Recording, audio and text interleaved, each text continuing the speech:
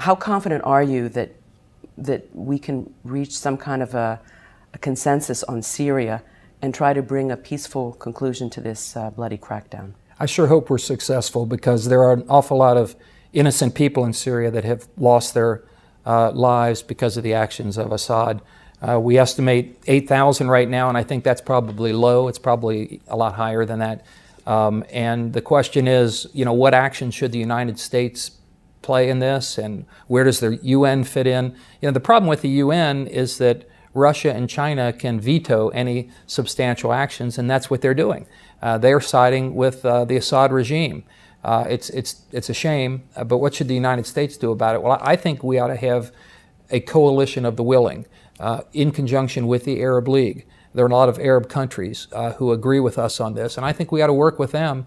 I think we ought to face the facts that the UN is going to be probably not particularly effective in dealing with Syria because of the ability of Russia and China to veto things. So I would like to see President Obama play an active role in bringing those other countries together in doing something constructive about Syria. One of the suggestions out there, Congressman Chabot, is that the so-called coalition of the willing, whether it's the Arab League in conjunction with the United States and perhaps Turkey, that they should recognize the Syrian National Council and affiliated groups as the legitimate representative of the Syrian people. This could help bolster, the attempts to work with the opposition and perhaps bring an end to the conflict. What is your view with respect to deeming the Syrian National Council as the legitimate representative of the Syrian people, the legitimate opposition? I do think that's something that we should consider.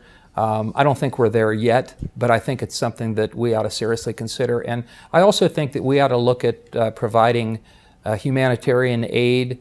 I think we ought to debate whether or not we ought to be getting actual perhaps arms to the forces against Assad. I mean, I think there are things that we need to be doing constructively without putting boots on the ground. I'm not in favor of putting American troops on the ground there, but there are things that we can do behind the scenes that can be helpful. And Assad has to go. He's a murderous thug who's killing his own people, and his time has come.